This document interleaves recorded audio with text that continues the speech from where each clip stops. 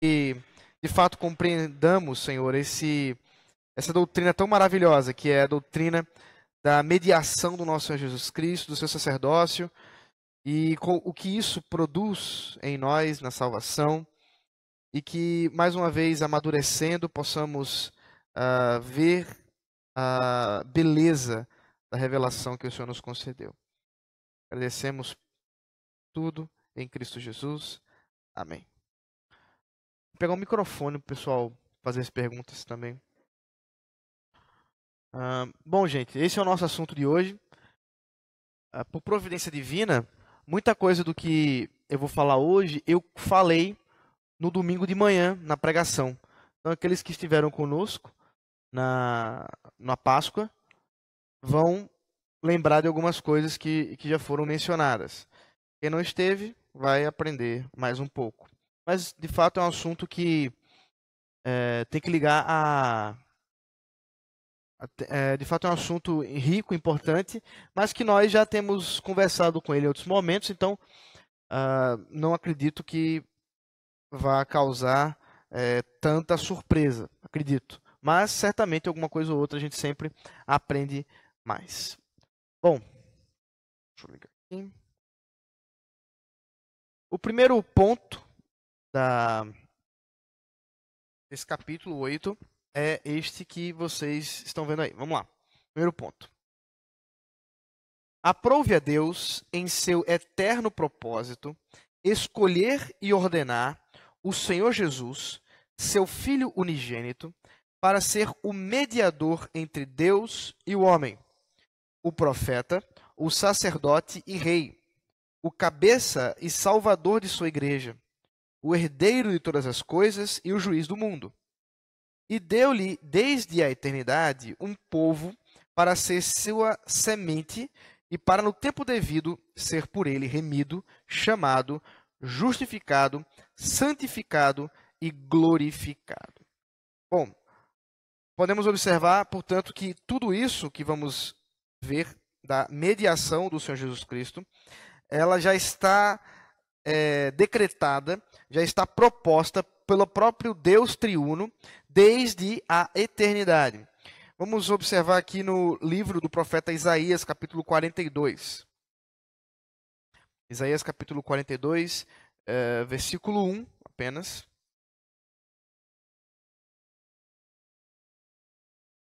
Eis aqui o meu servo, a quem sustenho, o meu escolhido, em quem a minha alma se compraz. Pus sobre ele o meu espírito, e ele promulgará o direito para os gentios. Então, essa aqui é a promessa, é claro que ela não é aqui na eternidade, é uma profecia do profeta Isaías, portanto, já está na história, mas ela é muito anterior à própria presença do Senhor Jesus Cristo. Mas isso já nos mostra o propósito de Deus que foi revelado pelo profeta a Israel e também a nós. Veja também a primeira carta de Pedro, capítulo 1, 19 e 20. 1 de Pedro, capítulo 1, versículo 19 e 20. Mas pelo precioso sangue, como de cordeiro sem defeito e sem mácula, o sangue de Cristo, conhecido com efeito antes da fundação do mundo, porém manifestado no fim dos tempos por amor de vós. Vou dar uma parada aqui. Dois termos muito interessantes que são usados aqui, termos técnicos. O apóstolo Pedro usa aqui no versículo 20. Conhecido com efeito antes da fundação do mundo, porém manifestado no fim dos tempos. Gente, quando é a fundação do mundo? Isso é fácil. Quando é a fundação do mundo? A criação, ok. E quando é o fim dos tempos? Segunda vinda de Cristo, quem dá mais? Quem dá mais?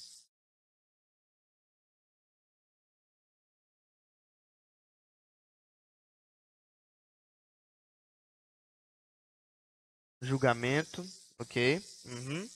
Será que é isso que está dizendo o texto? Vamos ler aqui o versículo do 13, para a gente pegar o contexto maior. Foi essa? Tá, tem que ler o texto. Vamos voltar então, vamos voltar. Versículo 13. Por isso, cingindo o vosso entendimento, sede sóbrios e esperai inteiramente na graça que vos está sendo trazida na revelação de Jesus Cristo. Como filhos da obediência, não vos amoldeis às paixões que tinhais anteriormente na vossa ignorância.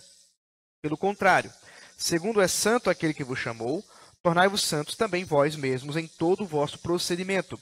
Porque está escrito, sede santos porque eu sou santo. Ora, se invocais como o Pai, aquele que, sem acepção de pessoas, julga segundo as obras de cada um, portai-vos com temor durante o tempo de vossa peregrinação, sabendo que não foi mediante coisas corruptíveis, como prata ou ouro, que fostes resgatados do vosso fútil procedimento que vossos pais vos legaram, mas pelo precioso sangue, como de cordeiro sem defeito e sem mácula, o sangue de Cristo. Vamos lá.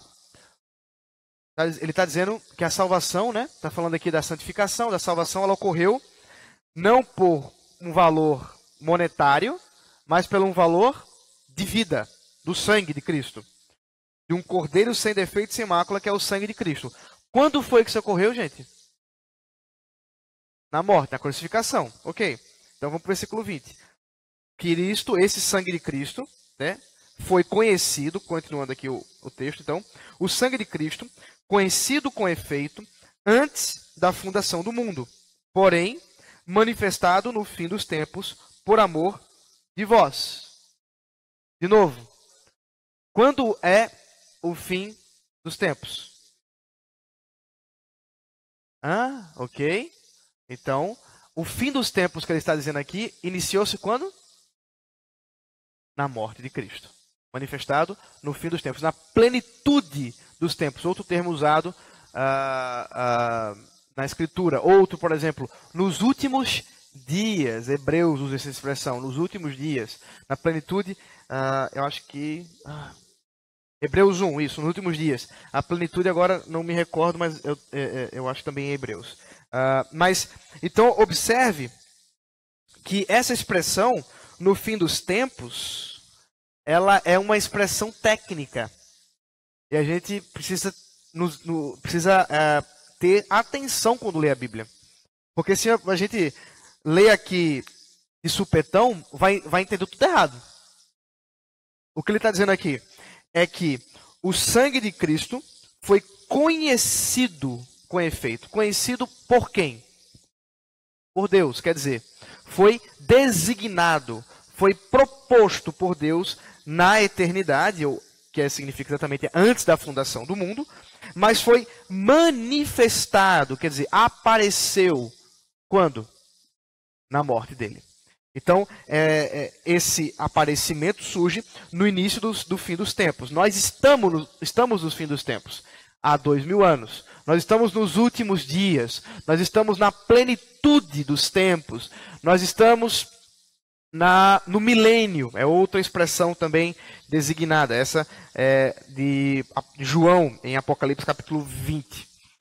Todas as expressões, portanto, elas dizem respeito a esse novo início da história, ou esse clímax da história que se dá na chegada do Senhor Jesus Cristo, e em especial no seu sacrifício redentivo por meio do seu sangue. Até aqui nós temos duas coisas bastante interessantes. Uma ali no texto da Confissão de Fé,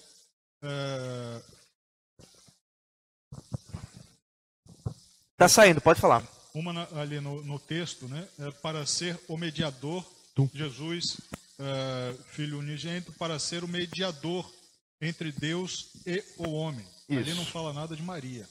Isso aí já joga totalmente por terra a coisa de Maria ser a mediadora. Isso, sim, sem dúvida. Medianeira, essa coisa toda que acaba por aí, porque não tem o nome dela. E a outra coisa interessante é justamente o fato da gente ver, principalmente nas igrejas neopentecostais e pessoas que, de alguma forma, em algum tempo, leram algumas passagens da Bíblia, de ler o versículo fora de um contexto. Porque se nós pegarmos o versículo 20 aqui, puro e simples, vai dar a impressão de que se está falando nos fins do tempo, lá no Apocalipse, no julgamento de Deus. E aí, quando você lê o texto inteiro, você vê que os fins do tempo é justamente com a morte de Cristo. Exatamente. Isso já nos ajuda a compreender melhor a história da redenção, a até entender as questões até escatológicas, né? No sentido dos fim dos tempos, né? O que a Bíblia chama de fim dos tempos, ela inicia chamando isso já no período ali do Senhor Jesus Cristo, é a plenitude dos tempos.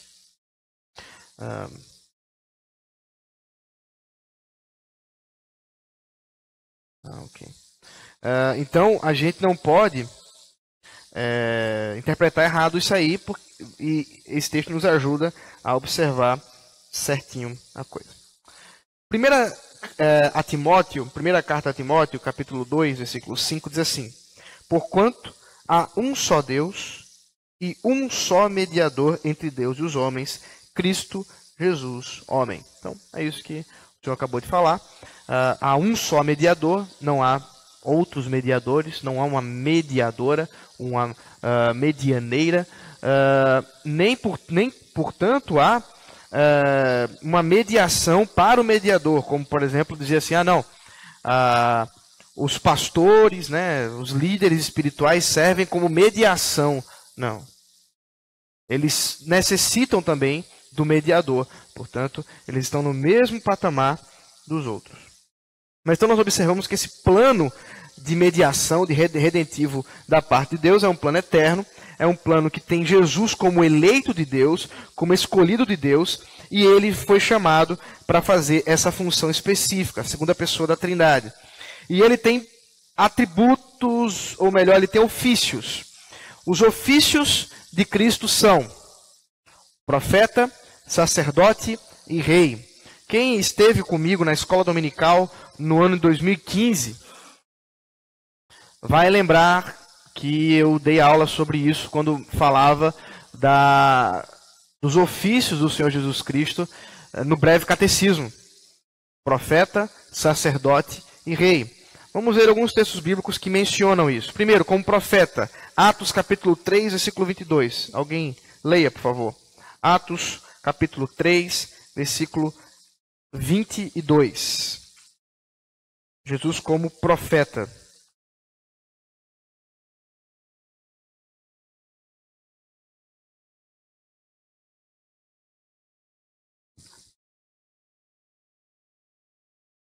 Então, você vai ver aqui que Moisés havia predito, já havia profetizado, que haveria um profeta, que esse deveria ser seguido pelo povo de Israel. Essa profecia está em Deuteronômio 18, 15, 16. Se você quiser ver lá, onde está esse texto, Deuteronômio 18,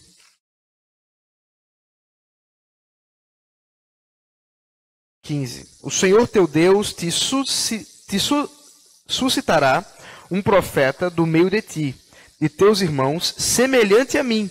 A ele ouvirás. Então esse é um profeta semelhante a Moisés. Por quê? Porque Moisés é um tipo de Cristo. Né? Ele tem semelhanças dos ofícios do Senhor Jesus Cristo. De fato, a começar da profecia. Jesus, ele é um profeta como Moisés, ele é um profeta como Elias, ele é um profeta como os grandes profetas, mas ele não é só isso, mas ele é maior do que esses profetas, porque de fato o ofício profético do Senhor Jesus Cristo é a definição de profecia, porque ele não só fala da verdade, mas ele é a verdade. Então, é claro que esse ofício profético do Senhor Jesus é distinto. Você vai ver isso com maior clareza nos catecismos, trabalhando um pouco mais essas questões dos ofícios de Cristo como profeta, sacerdote e rei. Como sacerdote, nós vamos observar em Hebreus capítulo 5, versículo 5 e 6. Hebreus 5,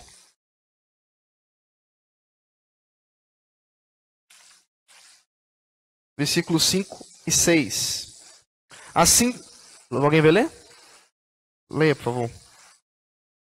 Assim também Cristo a si mesmo não se glorificou para se tornar sumo sacerdote, mas o glorificou aquele que lhe disse: Tu és meu filho, eu hoje te gerei. Como em outro lugar também diz: Tu és sacerdote para sempre, segundo a ordem de Melquisedeque. Então Jesus, ele é sacerdote, ele não é sacerdote levítico, né? Ele não é sacerdote da ordem de Levi, da tribo de Levi. Qual é a tribo de Jesus? Judá. E essa tribo estava vinculada ao quê? A que ofício? Em Israel.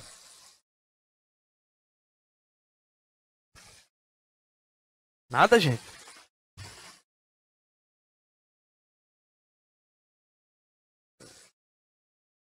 Qual era a tribo de Davi?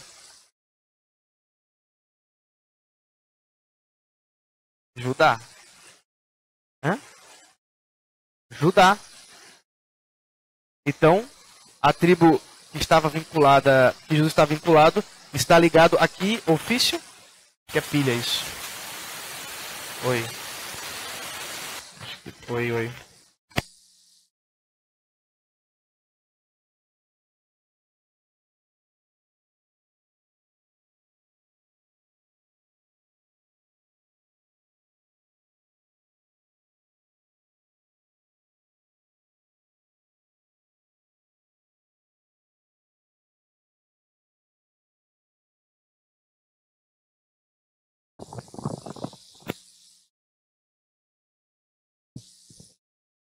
Tem que ver. Oi. Então, não é que todo homem da tribo de Judá era rei, mas é que para ser rei tinha que ser da tribo de Judá. Então Jesus poderia ser sacerdote?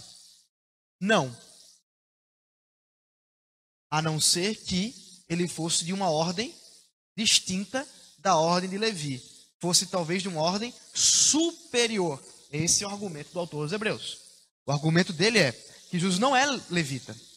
Jesus é sacerdote de uma ordem superior aos levitas. A ordem de Melquisedeque. Por que é uma ordem superior aos levitas? O argumento é o seguinte. Melquisedeque é um personagem que surge em Gênesis, 2 versículos, do nada ali. Isso, quem é que paga dízimo? Quem é? Ah, sim. Se é de ser malandro. Não é não?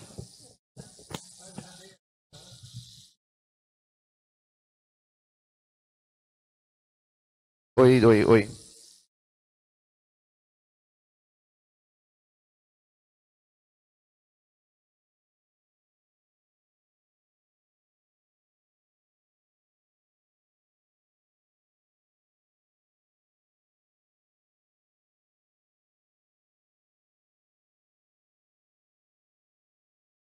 Então, se Abraão deu dízimo a Melquisedeque, e quem é Abraão? Vamos fazer o inverso. Quem é Levi? É filho de quem? Quem é Levi? Filho de quem, esse menino? Levi é filho de? E Jacó é filho de quem? E Isaac é filho de quem? Então qual é o argumento? Qual é o argumento do autor dos Hebreus? O argumento dele é o seguinte.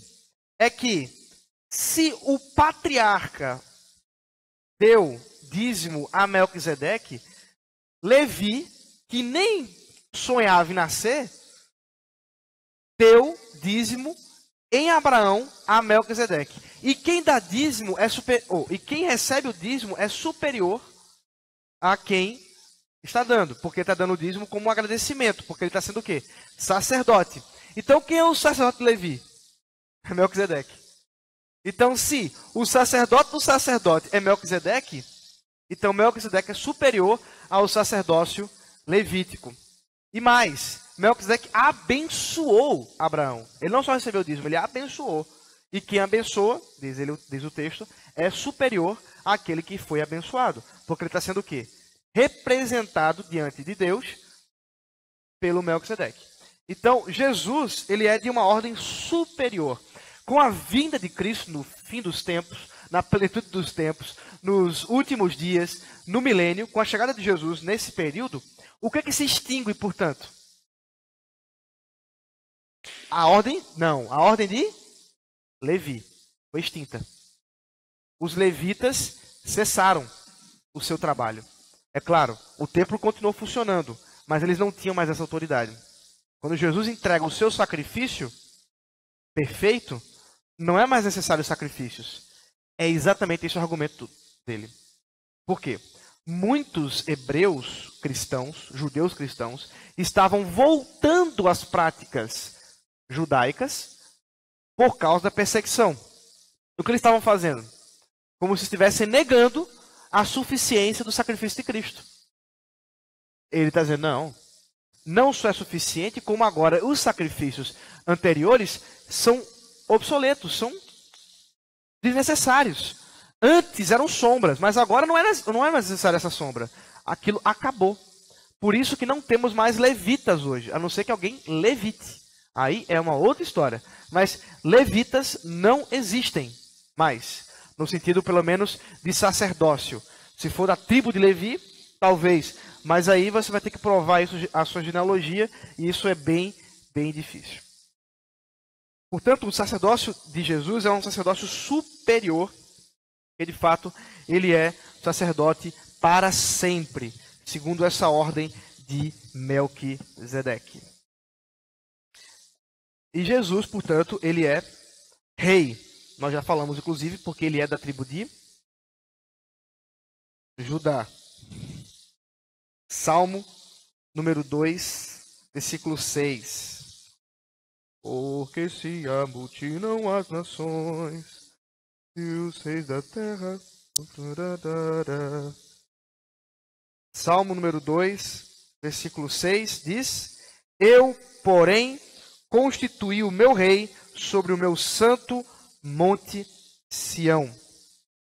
Esse rei não é outro senão o Senhor Jesus Cristo. Ele é o rei dos judeus, ele é o rei dos reis.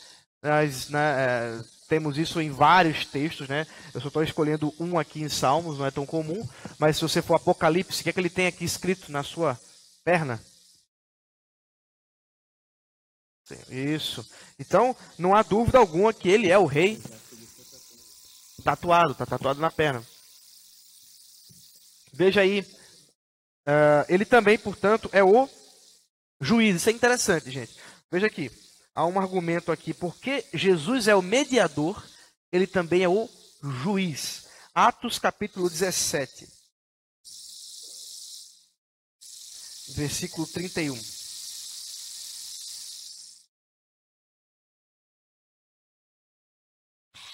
É o discurso de Paulo, e ele está falando assim: Porquanto estabeleceu um dia em que há de julgar o mundo com justiça, por meio de um varão que destinou e acreditou diante de todos, ressuscitando-o dentre os mortos. Deus, né? Deus vai julgar por meio de Jesus. Jesus é o juiz. Agora, por que Jesus é o juiz e não o Pai? Porque das três pessoas da Trindade, o juiz é Jesus. É interessante. Ok, o sacrifício dele.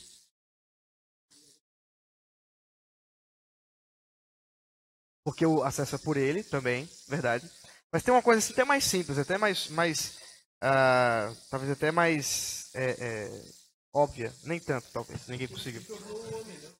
Opa!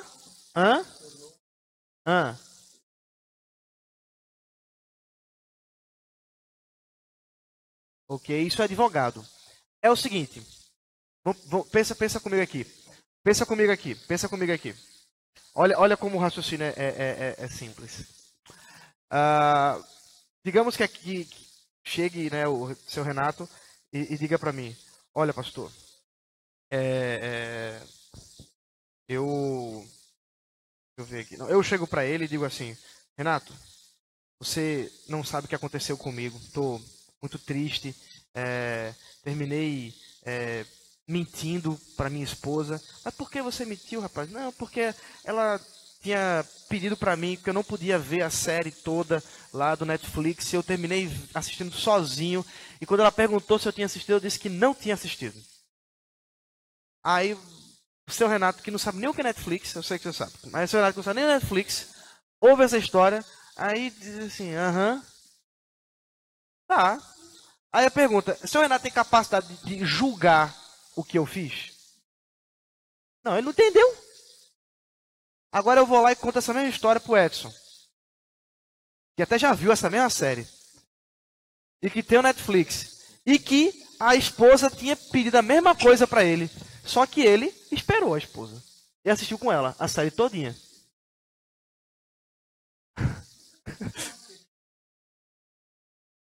Não, calma aí. Então, aí ele foi lá e assistiu a série junto com sua esposa. Aí eu digo, cara, eu assisti. Aí ele fez, rapaz, como é que você faz um negócio desse? E ele consegue entender perfeitamente o que eu fiz. Inclusive por quê? Porque ele foi tentado nas mesmas coisas que eu. Porque ele queria ver a série também, mas a esposa pediu para ele esperar e ele não esperou. O que faz de Jesus ser mais capacitado nesse sentido assim? Mas porque ele foi tentado nas mesmas coisas que nós fomos tentados. Viveu como cada um de nós. E, portanto, tem a capacidade de compreender o nosso pecado, dizer assim, você falhou. E ninguém pode dizer para ele assim, mas você não sabe que eu passei. Ele diz, sei sim, sei, fez pior, ainda pior. E ele, então, ele julga o mundo por meio da sua própria obra.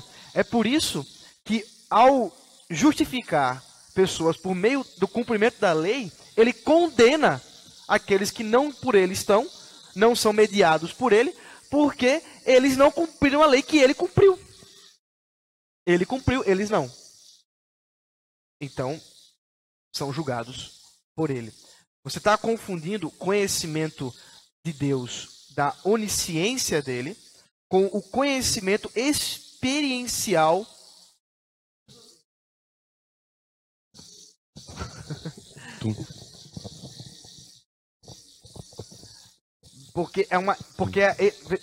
Edson, Deus conhece o mal? Conhece. Agora, ele já experienciou o mal? Como eu e você experienciamos? Não.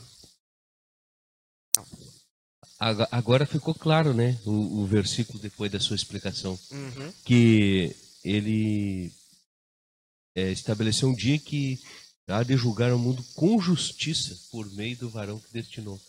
Mas se eu não tivesse ouvido a explicação, eu não ia saber o que era. Então, essa ideia da justiça, né? Que justiça é essa? A justiça que ele providenciou por meio do seu cumprimento. A gente vai ver, tem mais uns pontos sobre essa questão. Mas, então, ele é varão aprovado, ele é o juiz, é o Senhor Jesus Cristo. É a segunda pessoa. Ele está posto como juiz de julgar vivos e mortos. Vamos ver isso mais à frente também, mais uma vez.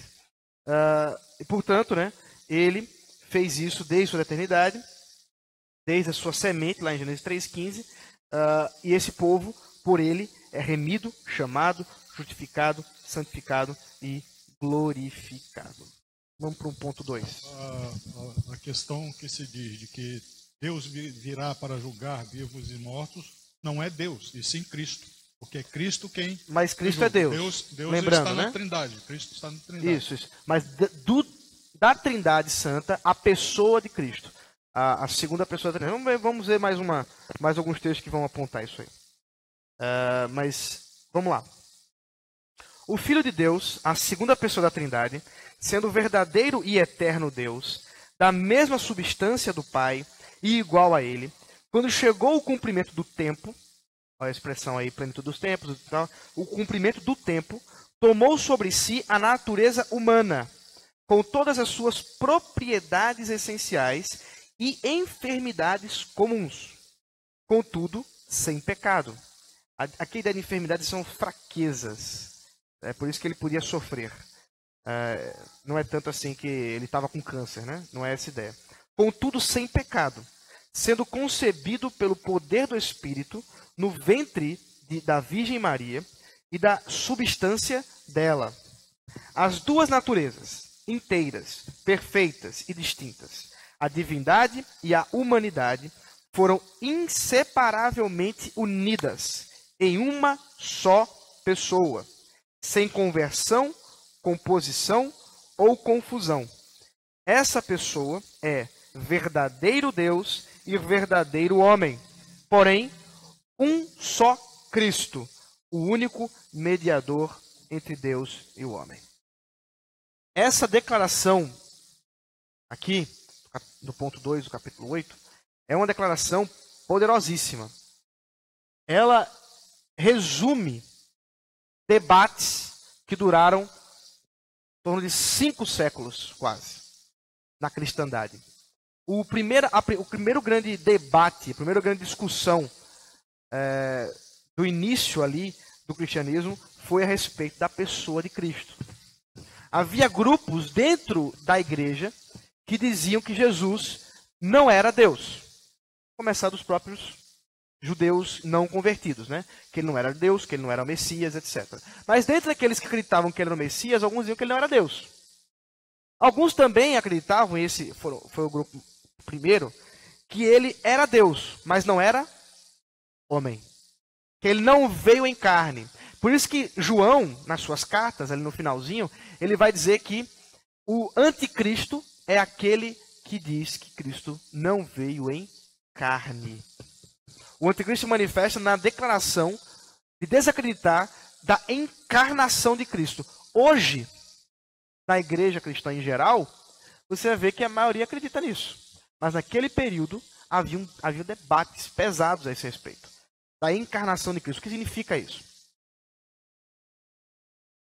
Isso, o gnosticismo, que é o do primeiro movimento ali herético, inimigo da igreja, dentro da igreja. Existiam os inimigos fora, Império Romano, os judeus, pagãos, etc. E os inimigos de dentro.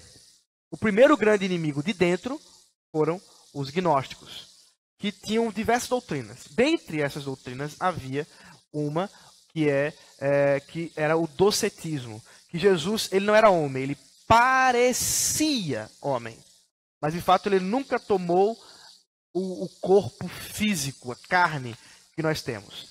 Essa heresia foi condenada pela igreja, né? A igreja se reuniu para lutar e botar para fora aqueles que acreditavam nessa heresia e defendiam ela, né? E promulgavam ela, para que a igreja fosse preservada dessa falsa doutrina.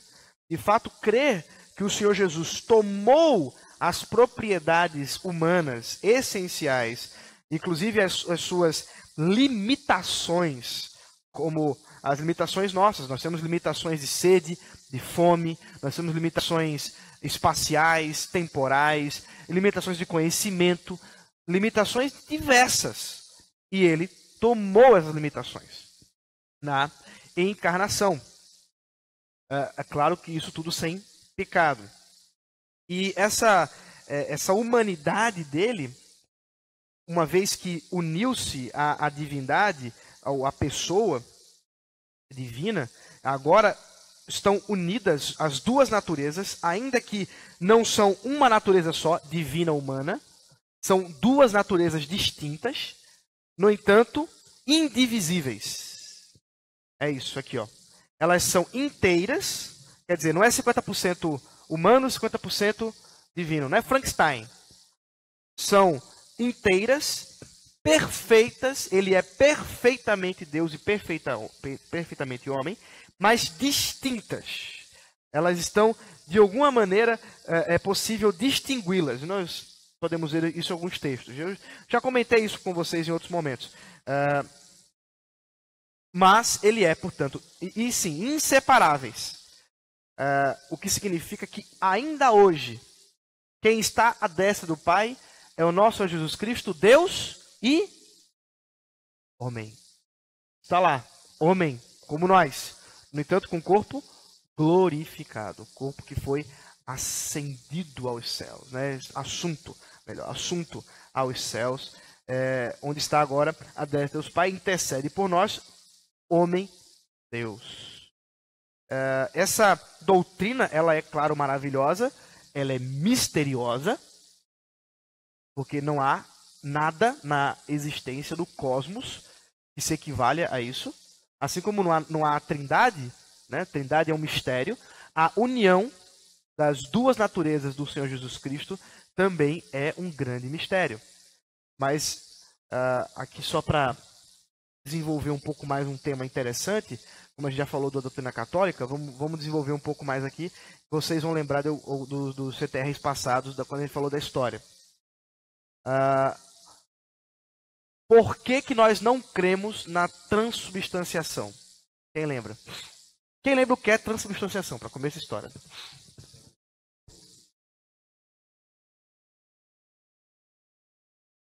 Isso. A doutrina católica romana crê que quando o sacerdote, eles chamam assim, o sacerdote, o padre, enuncia as palavras que isto é meu corpo e isto é o meu sangue, de maneira misteriosa e miraculosa, a hóstia torna-se corpo de Cristo e o vinho torna-se sangue de Cristo. Ainda que a aparência não seja alterada, a essência foi alterada. Deus poderia fazer isso? Será? Será que ele poderia fazer isso? Vamos pensar junto aqui. Pergunta de ensino médio. Deus poderia fazer uma pedra tão pesada que ele não poderia carregar? Então ele não é poderoso? Qual o problema dessa frase aí? Contraria o quê? A natureza dele. Contraria a natureza dele. Isso. Então, por definição, não. Então, quando a gente fala que Deus pode tudo mediante a sua própria natureza. Deus pode pecar? Outra, clássica. Deus pode pecar? Não, claro que não, porque é a sua natureza, intrinsecamente. Então, quando a gente fala de poder, é porque a palavra poder, de fato, ela causa confusão. Porque poder pode ser, por exemplo, eu tenho o poder de transformar isso aqui em um coelho. Mas eu posso dizer assim, eu posso tomar água. Eu posso... Então, são coisas bem diferentes, né? Porque poder pode dar permissão, né?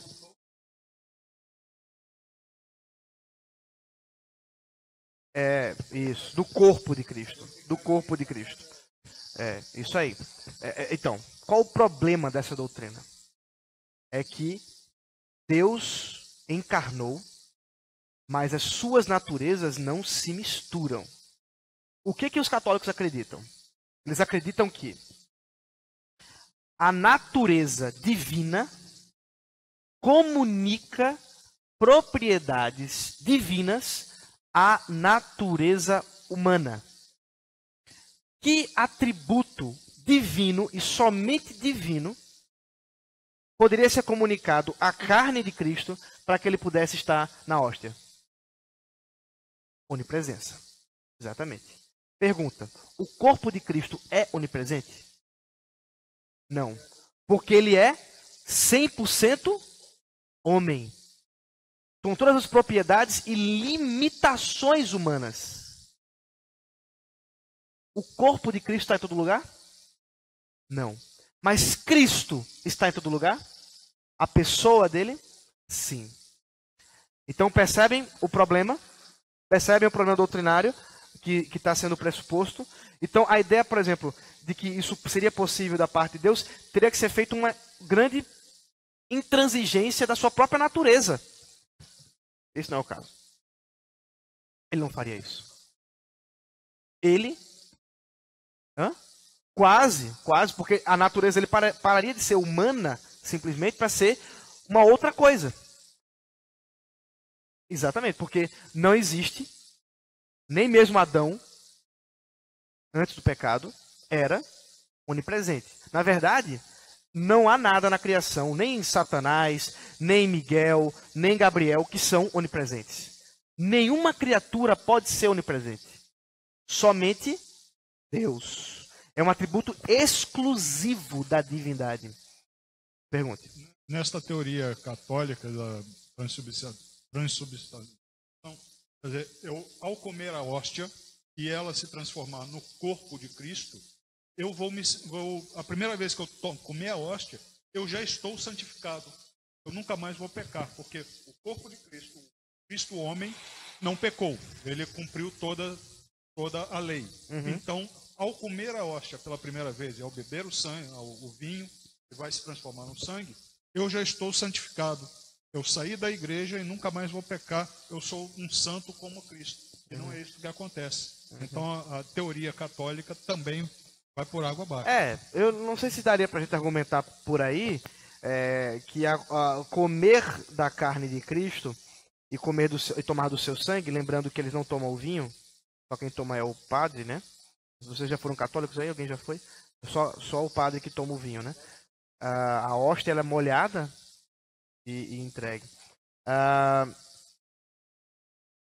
Alguns molham, outros nem tanto, né? nem dá uma olhadinha, né? Mas aí então observe. A consequência da coisa seria, de fato, surreal. É claro que isso não é o caso. Mas então a doutrina luterana se assemelha também. Vejam só, os luteranos também acreditam nisso que eu acabei de mencionar. Só que eles não vão acreditar que a hóstia, o pão e o vinho vão se tornar corpo e sangue. O que vai acontecer? O corpo e o sangue de Cristo vão estar presentes nos elementos. Então, dentro ali da hóstia vai ter farinha e vai ter corpo de Cristo. Está na substância. Eles também acreditam nessa comunicação dos atributos divinos. Não, literal. Se chama consubstanciação. É a doutrina mais importante da igreja luterana. É a doutrina sem a qual não há luteranismo. Tanto é que por causa da predileção de Melancton, discípulo de Lutero, pela visão calvinista, a visão de Calvino, em relação à ceia, do que a visão luterana, Melancton foi muitas vezes, na história do luteranismo, colocado de lado. Porque ele mesmo tinha dificuldade com essa doutrina. Então, qual é a visão reformada? É o símbolo, ok. Mas vai além do símbolo. É a presença espiritual, não física. Cristo está presente nos elementos, está presente nesse momento da comunhão, não fisicamente, mas espiritualmente. Porque aí é que vem a doutrina de Calvino. Calvino diz isso literalmente. Os luteranos, inclusive o termo calvinista, nasce nessa doutrina da ceia. O calvinismo, a expressão calvinista ou calvinismo, não nasce na discussão sobre predestinação. Nasce na discussão da Santa Ceia, quando aqueles que eram discípulos de Calvino, ou que tinham estudado Calvino, que tinham lido alguma coisa de Calvino, sobre a ceia, estavam na Alemanha, e começaram a defender essa visão, que eu vou dizer agora, e os luteranos disseram assim, mas essa visão não é a visão protestante. Essa visão é a visão calvinista. Essa é a visão de Calvino. Na verdade, eles inventaram a doutrina que se chama assim. O título é o seguinte, o extra-calvinisticum. Isso aí é acréscimo de Calvino. Isso nunca foi defendido. Foi sim. Atanásio, o grande apologeta da pessoa de Cristo, defendeu o que eu vou dizer agora. Mas Cristo, ou Calvino, defendeu a seguinte coisa a respeito de Cristo. Ele disse que na encarnação do Verbo, do Logos divino, o corpo físico, a carne de Cristo, não pastou, não exauriu a divindade.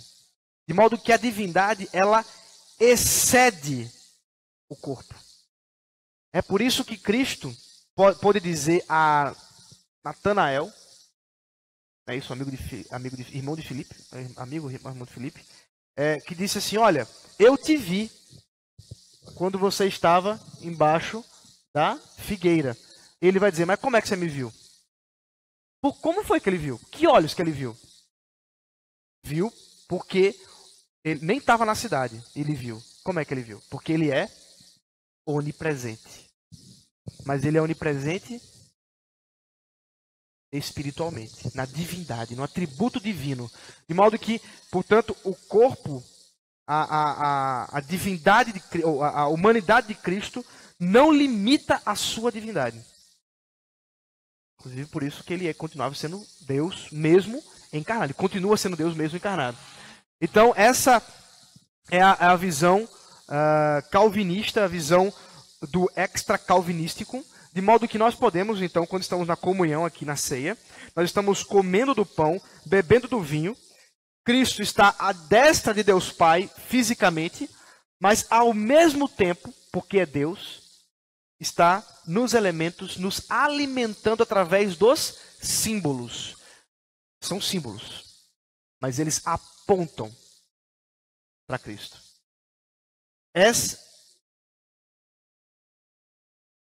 Sangue.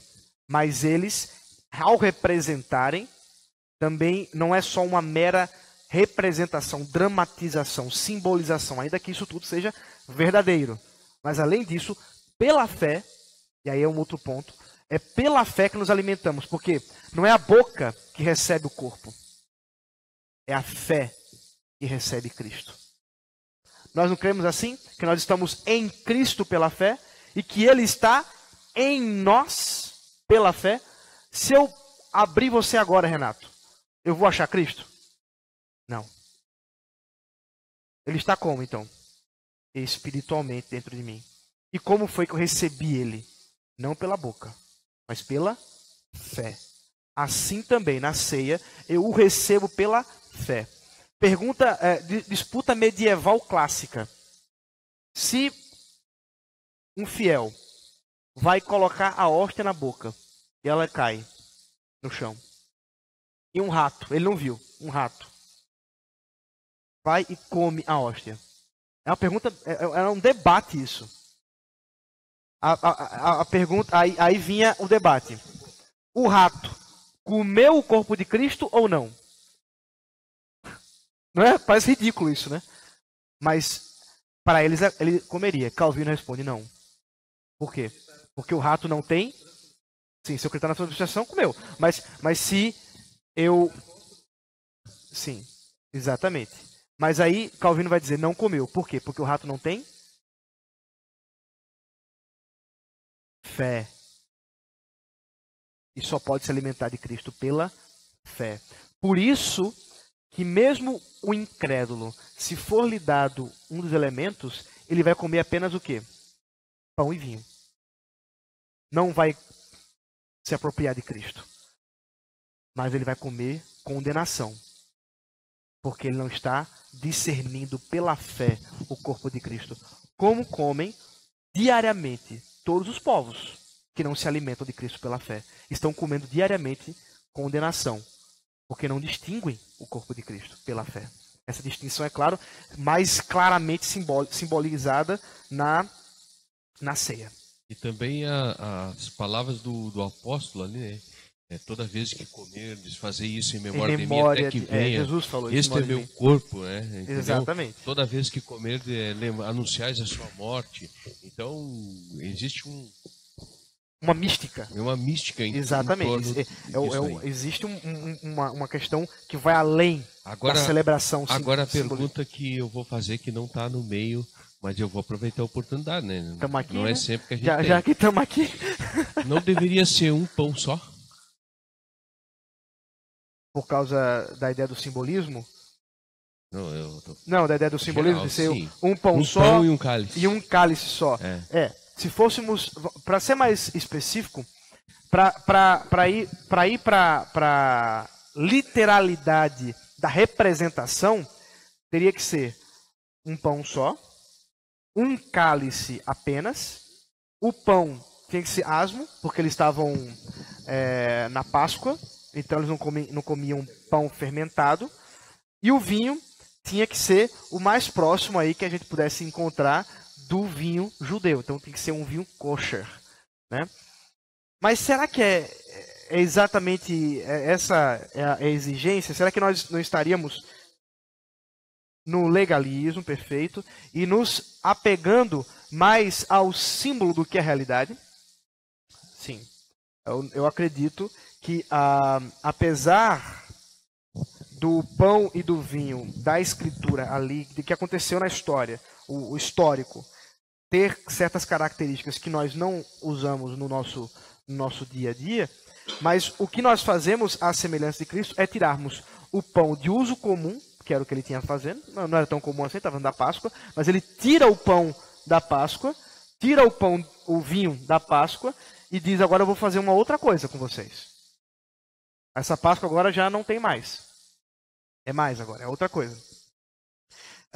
Então, eu acredito que não deveríamos nos apegar muito ao símbolo nesse ponto. Agora, tem que ser equilibrado. Porque, por exemplo, há igrejas, não vou dizer igreja, mas assim, há grupos que já fizeram, ou disseram que fizeram. Na verdade, eu já fui para uma... Vamos lá, vou dar 2 exemplos. Eu fui numa igreja, vamos continuar chamando de igreja. Uma igreja em que a ceia era biscoito e bolachinha, na verdade. Bolachinha e Fanta uva. Fanta uva. O Edson ia gostar dessa. Não. Aí claro, eu não tomei dos elementos ali, mas eu achei um absurdo aquilo ali. Mas porque aí já chutou o pau da barraca. Aí, e outro grupo também, uma história ficou famosa, foi indígena no movimento lá no norte. Eu apontei para ele porque a irmã dele conhece a história. Onde o pessoal comeu beiju com açaí. Beiju é a goma da tapioca, só que ela é menorzinha, né? Ela fica bem sequinha, fica parecendo até uma bolachinha. Eu já ouvi falar do cara que deu laranja, suco de laranja. Pois é. Eu acredito que não, nem tanto, nem tão pouco. Aqui vale o bom senso. E o bom senso, nesse caso, é nós tentarmos nos manter ao símbolo mais próximo daquilo que é possível, sem sermos legalistas e terminarmos colocando as coisas de uma maneira que fica até inviável, né? De certa forma, muitas vezes até o andar da ceia, mas sem chutarmos o pau da barraca a ponto de praticamente esquecermos todo o simbolismo que há, os símbolos em si que estão revelados na Escritura. Está revelado é pão e vinho. E aquilo que é pão, aquilo que é vinho tem que ficar. Então, o destino que eu dou com o que sobrar também não importa, não. Porque o símbolo, o momento já passou. Exatamente. Foi tirado do uso comum. Exatamente. Ele é tirado do uso comum, mas a partir do momento que acabou aquele momento de celebração, não há mais nenhuma restrição por parte daqueles elementos. Eles devem ser especialmente comidos, né? Jogar fora, inclusive, seria até um pecado maior, né? Jogar pão, jogar vinho, suco de uva, essas coisas. Eu vi um missionário que perguntaram para ele isso aí. Ele, inclusive, foi o meu discipulador. Perguntaram para ele o que ele fazia com o resto do pão. Era um pão só na época, e um cálice só que que era usado. Aí ele disse: não, eu chego em casa, dou pro cachorro. Quase apanhou. Ai, meu Deus. Pois é, absurdo, né? Tá ligado esse microfone? Só como curiosidade, essa questão da A Fanta uva e a bolachinha a gente esquece. Mas a questão do biju e do açaí não seria uma coisa mais cultural? Quer dizer, na região onde isso é servido não tem o pão, ou o pão é muito caro, ou não tem o vinho. Quer dizer, e aí tu substitui, porque são elementos que você encontra ali. Não foi por isso. Não foi isso que motivou. Porque pão e vinho é coisa assim. Tá, vinho você pode dizer que é um pouco mais caro. Mas se você comprar aquele suco, né, que a maioria das igrejas fazem, né? A gente, gauchão aqui, a gente faz o suco integral, aquela coisa toda. Pô, as igrejas botam lá o Del Valle 15% de suco, o resto é açúcar e água. Hã?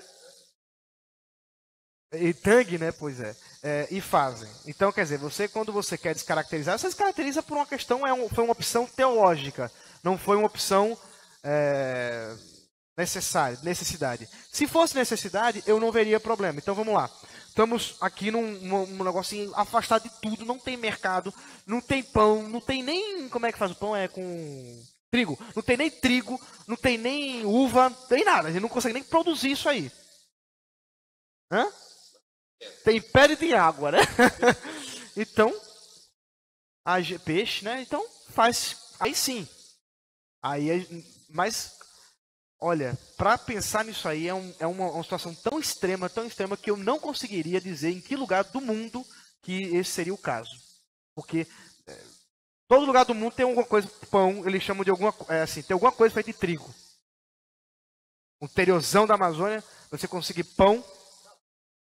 Sim. Não, mas eles produzem, né? Eles terminam fazendo, né?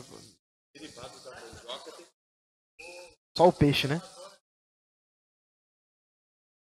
Peixe e farinha, vive da farinha. Pois é. Se isso for, se isso for uma necessidade, aí a gente pode até discutir. Mas não era o caso. Não era necessidade. Eu vou fazer uma pergunta difícil e depois uma para voltar no texto ali. Ah, tá. Ok. Tá. Eu tô vendo que a gente vai ter... o segundo slide, são 7. É que você é bem no capítulo da ceia, né? Sim. Mas assim, por exemplo... A gente vai voltar à ceia ainda, né, gente? Mas enfim, eu trouxe esse assunto agora que me vire. Sim, por exemplo, a respeito do vinho, então, agora, no caso. Zwingli e Lutero, eles estavam divergindo a respeito, né? Tanto que Zwingli dizia que era um mero símbolo e podia, no caso, ser substituído por outras coisas, né? Se não me engano. Lutero, ele disse que era pão e vinho, e daí Calvino fez uma terceira via que ficou no meio termo, né? Uhum. Então, no caso, assim, quando a gente utiliza, por exemplo, quando tem igrejas que utilizam só suco de uva, por exemplo, como que eu fazia parte, ou que às vezes, né, fazem uma diferenciação ali, uma divisão, o que se pensa a respeito disso? Assim, é uma questão de consciência ou uma questão do que os símbolos permitem isso? Então? Pois é. É meio polêmico. Não é tão polêmico assim, não. Eu não sei essa história de se Zwingli acreditava que podia se trocar os elementos. Daquilo que eu li, não encontrei isso aí, mas você depois pode mostrar. Mas assim, vamos lá. Hoje, a maioria das igrejas evangélicas do Brasil, é no Brasil mesmo, viu, gente? Se você for para fora, ninguém vai discutir isso aí, não. Mas assim, no Brasil a gente discute. Tem coisa que é bem tupiniquim. A discussão, então, se deve se dar que elemento, né? Vinho, suco de uva, os dois são fruto da vide. Portanto, eu não acredito que haja tanta diferença. Mas, qual a motivação? Aí que tá. Qual a motivação de se tirar o vinho da mesa? Porque o vinho é o que foi ordenado. Isso está claro. É vinho. É vinho com álcool. Não tem negócio o vinho diferente. Não. É vinho. E pronto. Porque vai conversar com um judeu para ver se ele vai dizer que a Páscoa deles é feita com suco de uva. Vai lá. Então, assim, isso aí não tem... É uma coisa até às vezes óbvia, né? Mas vamos lá. O que motivou as pessoas a tirarem?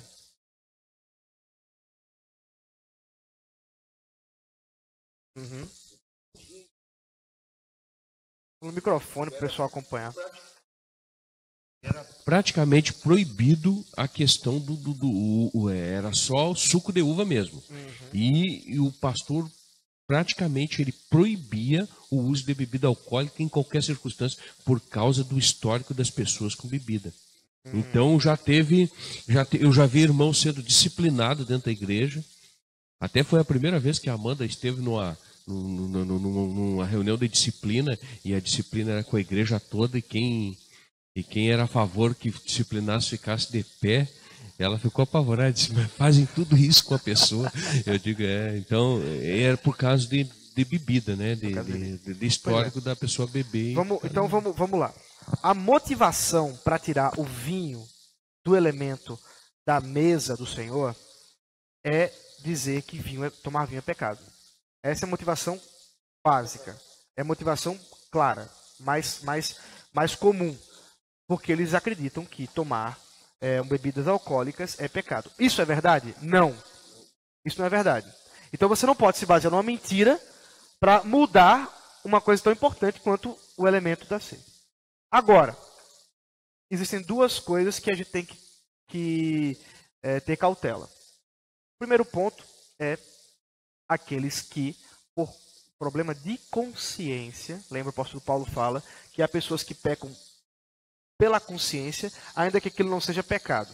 Exemplo que ele dá é o camarada que vai comer comida sacrificada e por estar comendo comida sacrificada, acha que está sacrificando e termina pecando na sua consciência.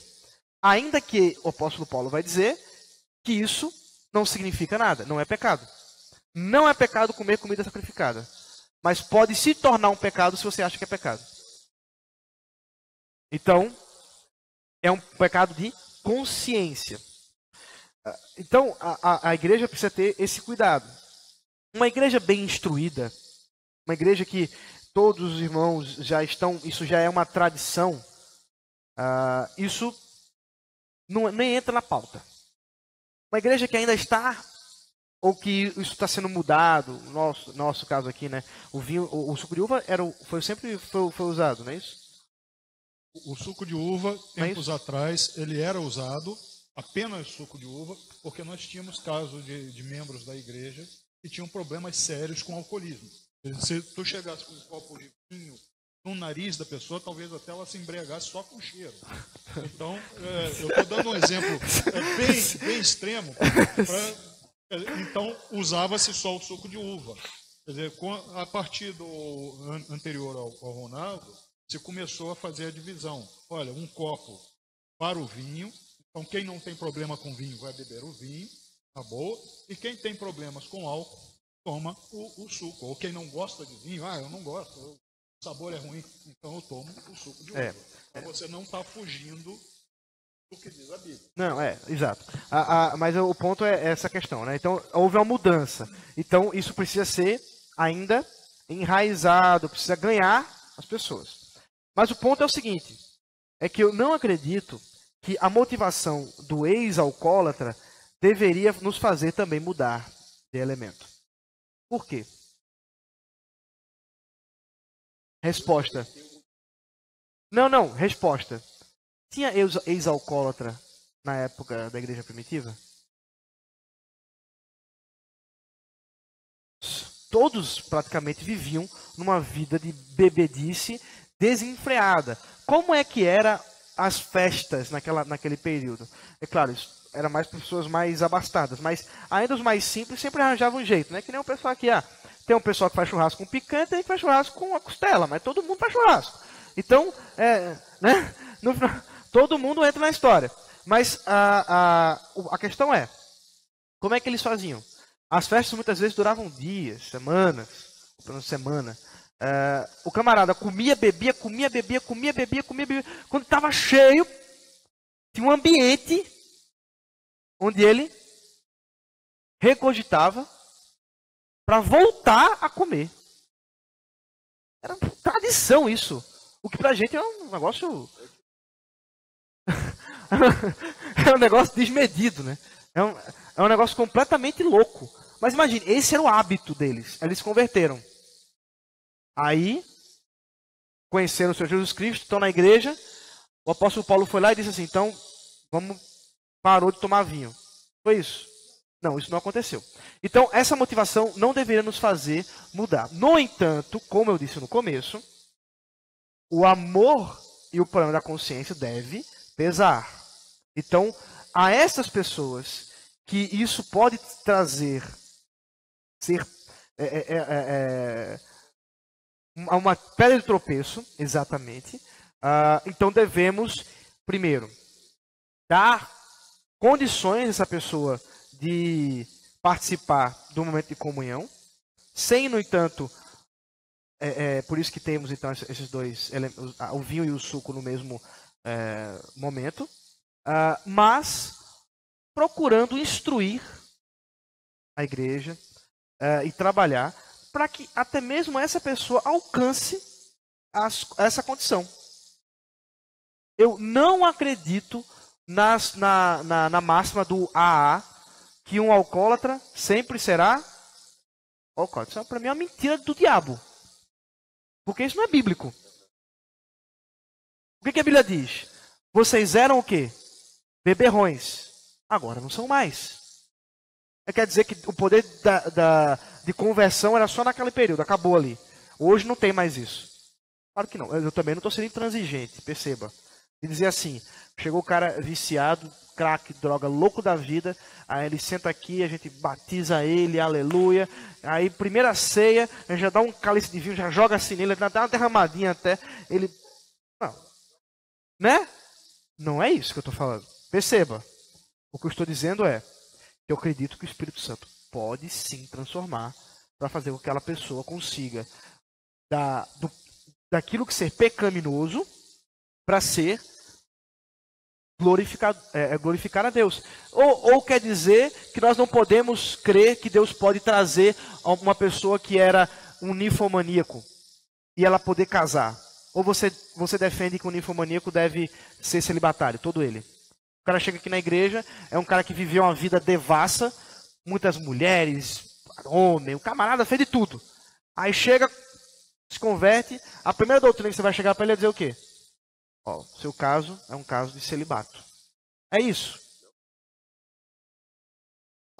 Então quer dizer que tem como a pessoa ter uma vida sexual, glorificar a Deus. E por que não tem como? Está entendendo? Porque nós terminamos absorvendo essas coisas da sociedade.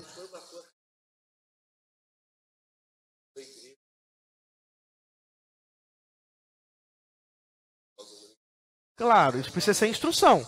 É instrução. Instrução é poder de Deus, é crer. E isso vai sendo trabalhado, é claro. Então, esse é o ponto. Respondi a pergunta? A segunda que volta pro... Né? É que me deu o estalo ali de enfermidades comuns, e o senhor disse que é fraqueza, né? Por exemplo, não que ele sofreu todas as doenças, mas ele era suscetível à doença, por exemplo. E daí Isaías 53 lá, que diz que ele tomou sobre si as nossas enfermidades, as nossas dores, levou sobre si. Até agora eu fiquei em dúvida, eu estava numa ideia que era redenção, né? Digamos assim, do corpo físico. Não assim uma redenção pela gera prosperidade, mas tipo de que Deus cura, né? Por ele conhecer também todo o meu ser, como ele também é um homem. Mas se também nesse texto aqui, no caso, o texto está falando sobre a humanidade de Jesus, que ele como homem sofreu tudo. Se é essa questão última ou se é a primeira que eu estava pensando até agora. Sim, mas então ele sofreu as limitações, os sofrimentos, as dores que nós sentimos. E na cruz, aí meu velho, na cruz o que ele recebeu é algo que é muito difícil de escrever. Porque vamos lá, vamos raciocinar. O que é o pai, aquilo que é... Vamos lá. O que o pecado produz com relação a isso? Ele produz doenças. Doenças só existem por causa do pecado. Se Adão não tivesse caído, não haveria doença. Beleza. Então vamos lá. Significa, no entanto, que toda doença é por causa de um pecado específico? Não. Jó já nos prova isso. Mas Jó teve úlceras, teve lá os cânceres e tudo mais, porque era pecador. Se ele não fosse, não teria tido. Certo?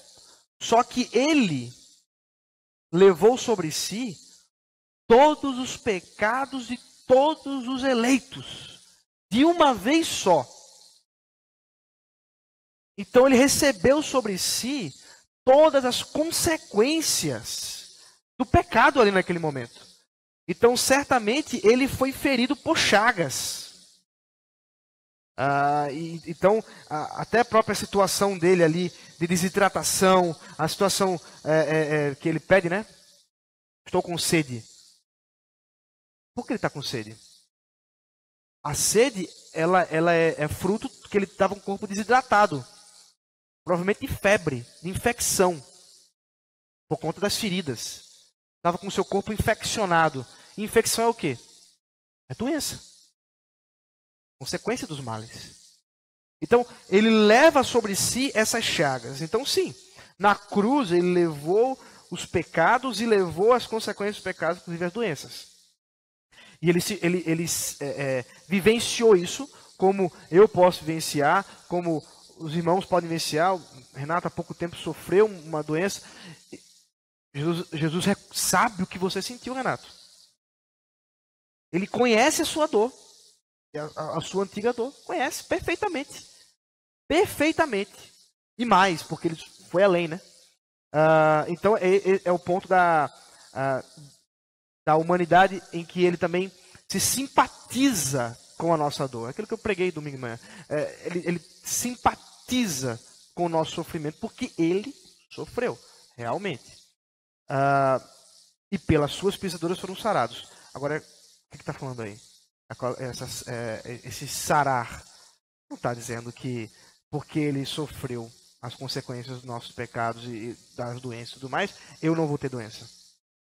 Porque isso não é verdade.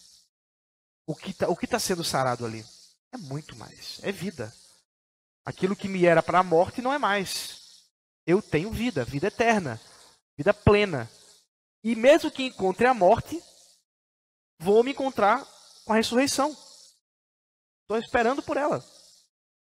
Então, e como é que essa ressurreição vem? Porque ele sofreu no meu lugar. Então, essa é o ponto.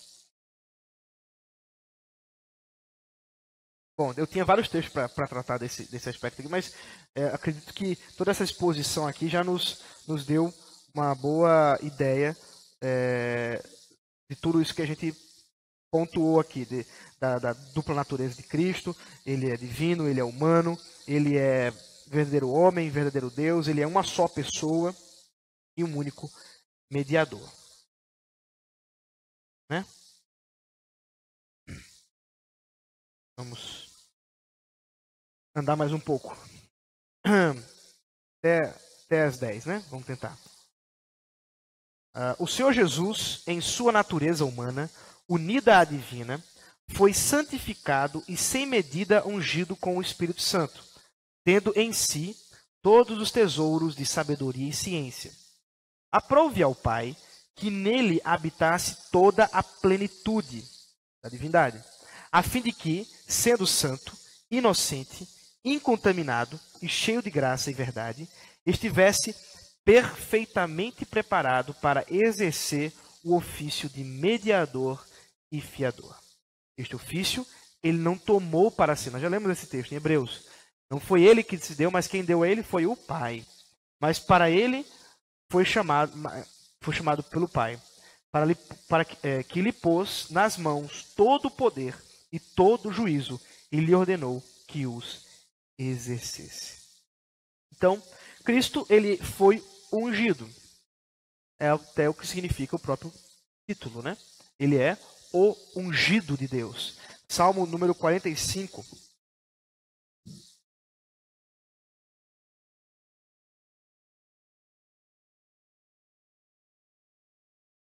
Versículo 7.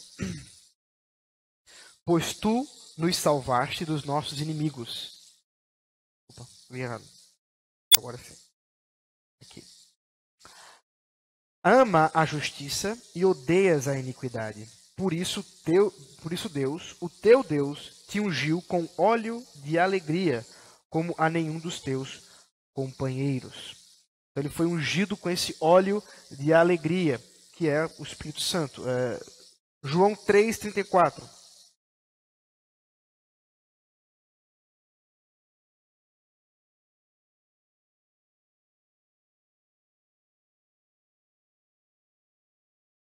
Pois o enviado de Deus fala as palavras dele, porque Deus não dá o Espírito por medida.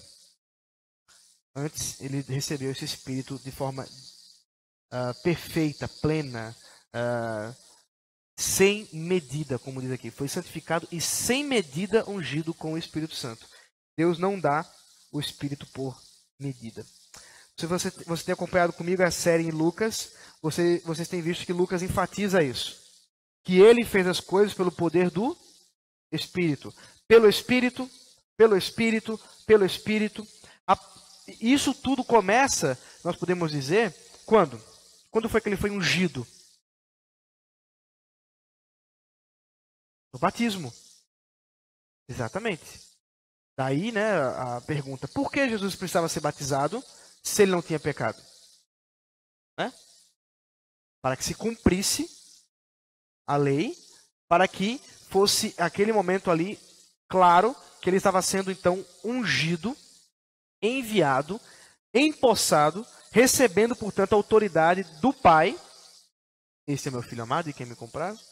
O Espírito Santo então descendo ali sobre ele, dando-lhe poder, não pelo seu próprio poder. É interessante isso, porque quando Jesus se esvaziou da sua glória, ele não está deixando de ser Deus, mas ele deixa de usar a sua própria autoridade divina, dele mesmo, o seu próprio poder divino, para se submeter à vontade do Pai e exercer as suas funções pelo poder do Espírito. Assim como a igreja também o faz. O Lucas, o evangelista, ele une a história de Cristo com a história da igreja em Atos, né? Cristo no Evangelho, a igreja em Atos, pelo poder do Espírito.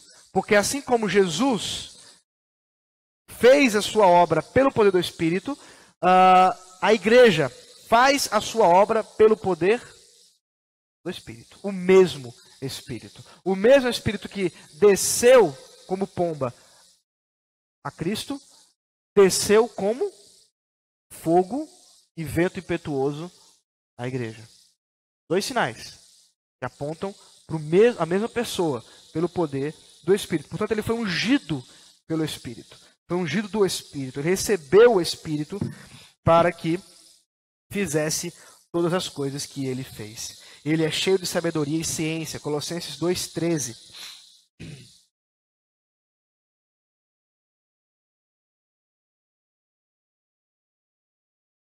E a vós outros que estáveis mortos.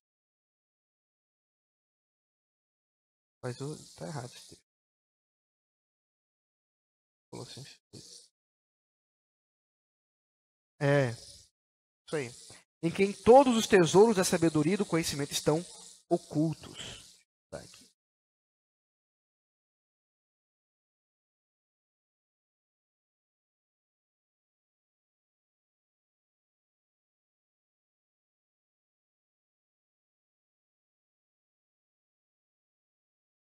Portanto, em Cristo estão os tesouros da sabedoria e do conhecimento ocultos. Quer dizer, ele tem todo o conhecimento, toda a sabedoria. Ainda Colossenses 1,19. Ele é a plenitude da divindade. Porque aprove a Deus que nele residisse toda a plenitude. Ele é plenamente Deus. Ele é mediador e fiador. Hebreus 12, 24.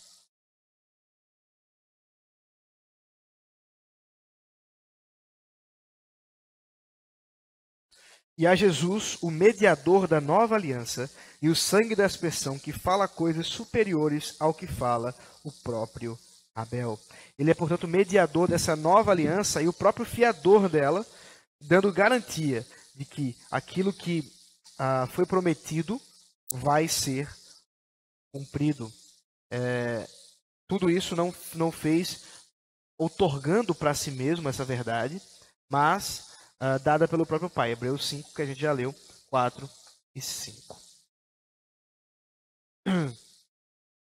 Vamos lá. Estou aí, não? Acho que está faltando pilha. Já foi.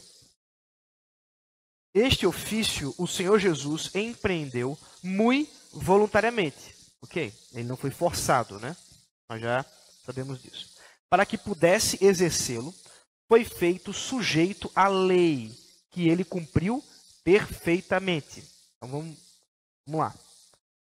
Padeceu imediatamente em sua alma os mais cruéis tormentos e em seu corpo os mais penosos sofrimentos. Falamos sobre isso há pouco. Foi crucificado e morreu. Foi sepultado e ficou sob o poder da morte, mas não viu a corrupção. Ao terceiro dia, ressuscitou dos mortos com o mesmo corpo com que tinha padecido. Com este corpo, subiu ao céu, onde está assentado à destra do Pai, fazendo intercessão. E de lá voltará no fim do mundo para julgar os homens e os anjos. Bom, então são essas as características desse ofício, né, que ele empreendeu. Primeiro, ele cumpriu a lei. Gálatas 4:4.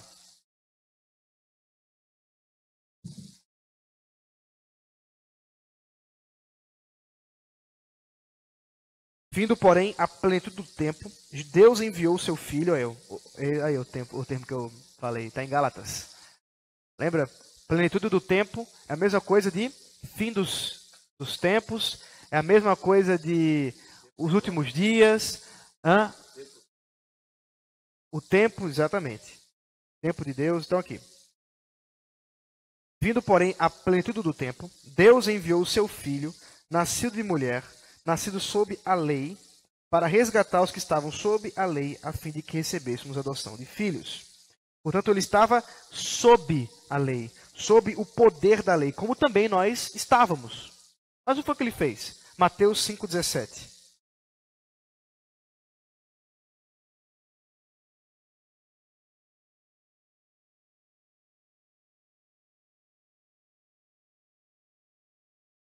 Não penseis que vim revogar a lei ou os profetas.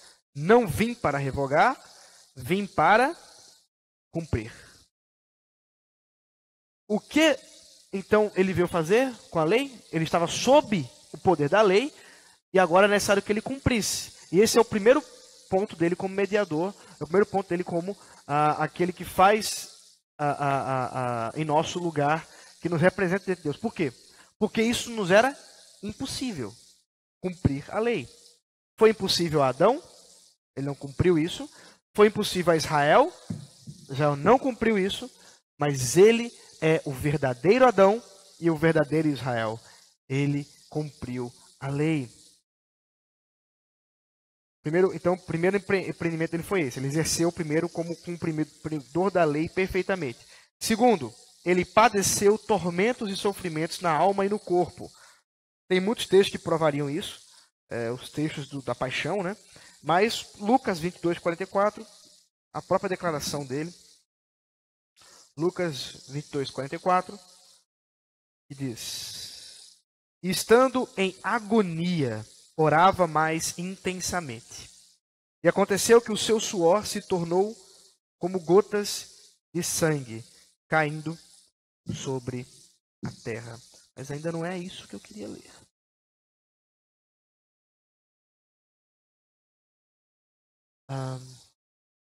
Mas tudo bem. Aqui a gente já tem uma ideia. Isso aqui é o Getsemane, inclusive, né? 22:54, o Getsemane. Na cruz, mais uma vez, ele padeceu esses sofrimentos, né? Todo esse processo de sofrimento no corpo e na alma. Aqui, na alma, né, que a gente está vendo no Getsemane, porque ele não estava sendo empreendida nenhuma força contra ele, porque ele estava em agonia. porque ele estava ciente do que estava para acontecer com ele. Não só com o seu corpo, mas também com a sua alma, o seu espírito. Ele haveria de sofrer, de padecer por conta dos pecados que lhe foram entregues. Até o ponto, né, dele entregar o seu espírito quando ele clama, Deus meu, por que me desamparaste? Então sofreu no corpo e na alma tormentos e sofrimentos. Foi crucificado e morto. Filipenses 2:8. A gente pode pular, bem óbvio. Sepultado, mas sem corrupção. Preguei nesse texto há pouco tempo, os irmãos vão lembrar. Atos, capítulo 2, 23 e 27. É o discurso de Pedro.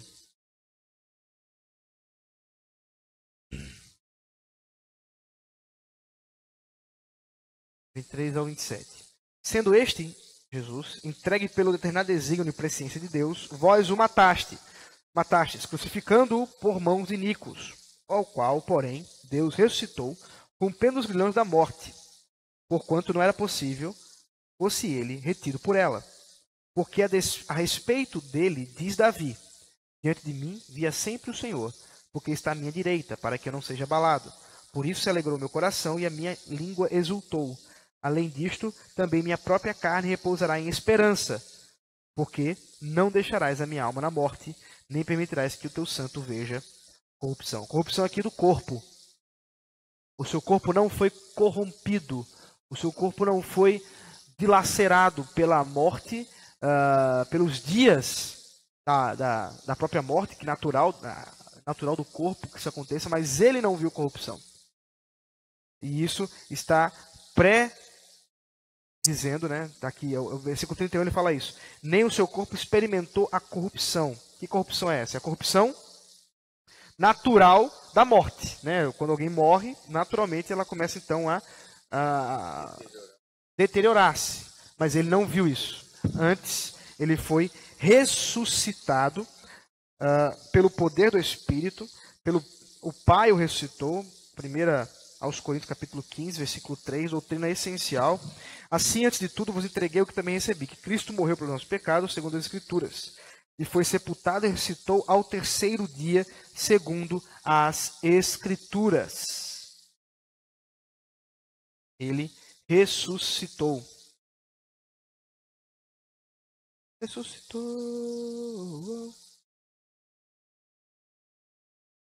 Intercede a destra de Deus Pai, Hebreus 9, 24, e julgará vivos e mortos, Romanos 14, 9 e 12. Vamos ver Romanos. Romanos, capítulo 14, 9 a 12. Vamos ver aqui o que o texto diz, eu respondo essa. Foi precisamente para esse fim que Cristo morreu e ressurgiu, para ser Senhor, tanto de mortos como de vivos. Tu, porém, por que julgas teu irmão? E tu, por que desprezas o teu? Pois todos compareceremos perante o tribunal de Deus. Como está escrito, por minha vida, diz o Senhor, diante de mim se dobrará todo o joelho e toda a língua, dará louvores a Deus, pois cada um de nós dará contas de si mesmo a Deus. Né? Então, inclusive, esse texto, que é muito mal usado, também é repetido em outro momento, onde diz que toda língua confessará, todo joelho dobrará, isso é referente-se ao quê? Ao juízo. Dando a ideia de que todos se submeterão. Ele é o Senhor. Todos hão de submeter à sua vontade. Toda língua vai ter que dar louvores a Ele. Seja por penalidade, seja por alegria. Esse juízo é o tribunal divino, onde seremos julgados pelas nossas obras. Aqueles que foram remidos pelo sangue do Cordeiro serão julgados segundo as suas obras diante do Pai, mediante Cristo. Então, não as suas obras das próprias mãos, mas as suas obras em Cristo. Porque Ele nos representou. E aqueles que não têm representante, por si mesmos. Como assim?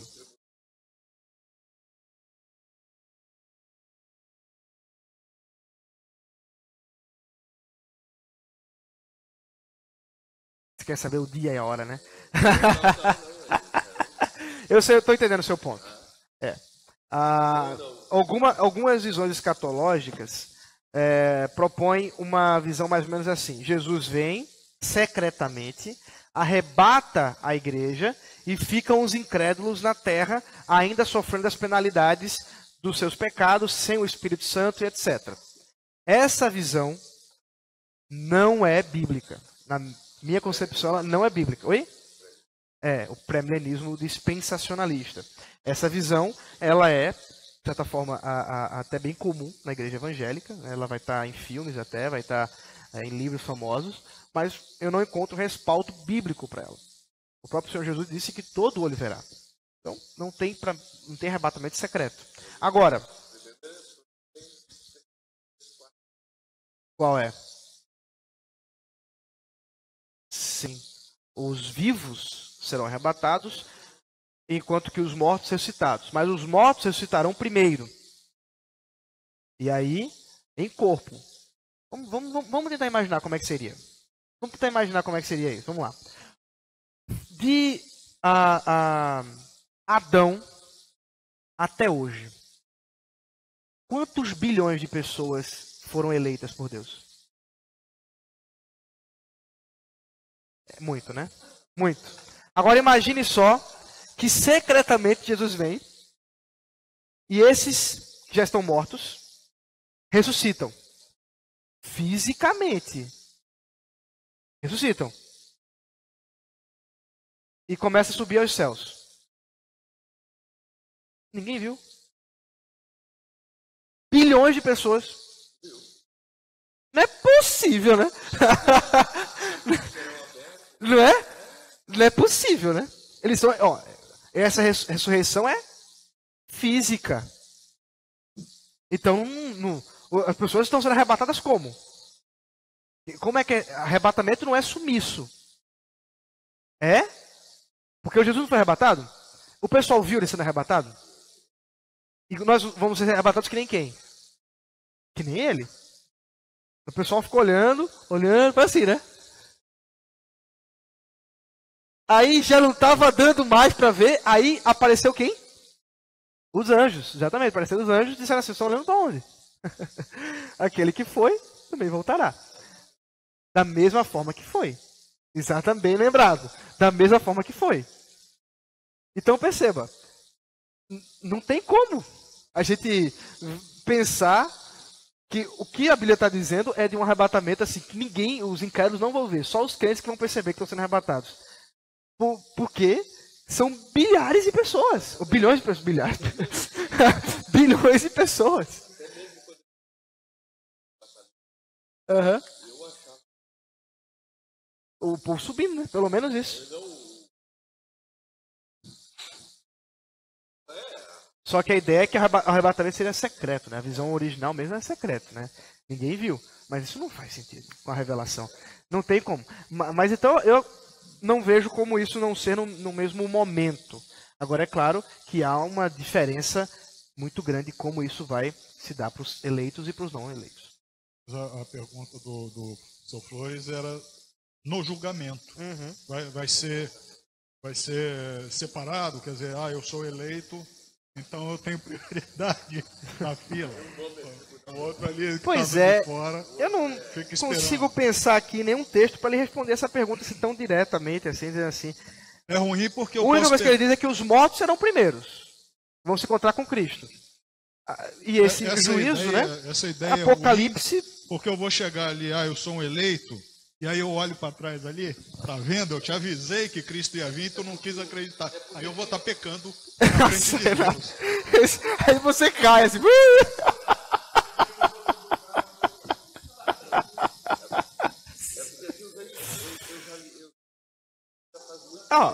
O que talvez seja mais próximo para responder isso aqui está aqui, é Apocalipse 20. Porque Apocalipse é um livro, né? Não é tão... Vamos lá. Vi um grande trono branco, e aquele que nele se assenta, de cuja presença fugiram a terra e o céu, e não se achou lugar para eles. Também vi os mortos, os grandes e os pequenos, postos em pé diante do trono. Então se abriram livros. Ainda outro livro, o livro da vida, foi aberto, e os mortos foram julgados segundo as suas obras, conforme o que se achava escrito nos livros. Deu o mar os mortos que nele estavam, a morte e o além entregaram os mortos que neles havia, e julgados um por um segundo as suas obras. Então a morte e o inferno foram lançados para dentro do lago de fogo. Esta é a segunda morte, o lago de fogo. E se alguém não foi achado inscrito no livro da vida, este foi lançado dentro do lago de fogo. Se foi achado, aí ele vai, capítulo 21. Vi novo céu e nova terra, pois o primeiro céu e a primeira terra passaram, e o mar já não existe, né? Porque o mar, inclusive, deu seus mortos. Vi também a cidade santa, a nova Jerusalém, que desceu do céu, da parte de Deus, ataviada como noiva, adornada para o seu esposo. E aí começa a declaração do novos céus e nova terra. Isso. Eu acho que não. Eu acho que não. Aqui, pelo menos...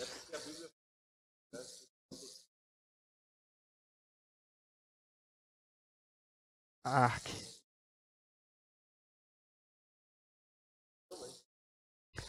Vamos, vai ter o juízo. É o último capítulo, né? Vai chegar lá no juízo. A gente vai chegar. Tem uns 5 minutos, né? E eu ainda tô no... Não, mas aí a gente chegou no juízo, né? Então vamos parar aqui. Deixa eu ver aqui. Só tinha... mas tinha umas 3 slides. Aí eu vou... Vamos segurar esses 3 slides, então. A gente termina na semana que vem esse momento e continua com o próximo capítulo. Capítulo 9, que é... Nem sei. Deixa eu ver aqui. Capítulo 9.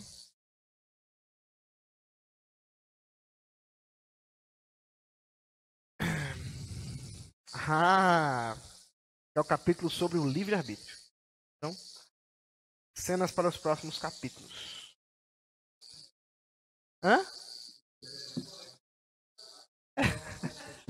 Eu vou convidar os camaradas. Aí depois é só salvação, né? Vai falar sobre o chamado eficaz, justificação, adoção, santificação, salvação pela fé, arrependimento para a vida, boas obras, perseverança dos santos, segurança da graça e a salvação. Aí depois a gente fala da lei. Então aí depois vai ser uma enxurrada de salvação. Vamos falar muito sobre salvação. Provavelmente eu vou juntar. Porque às vezes fica muito extenso, né? Mas a gente junta, porque é o que acontece? Não? A gente vai conversando, vai entrando em outro assunto e, né? A coisa vai... Bom assim, também, eu gosto disso. Bom, Deus abençoe.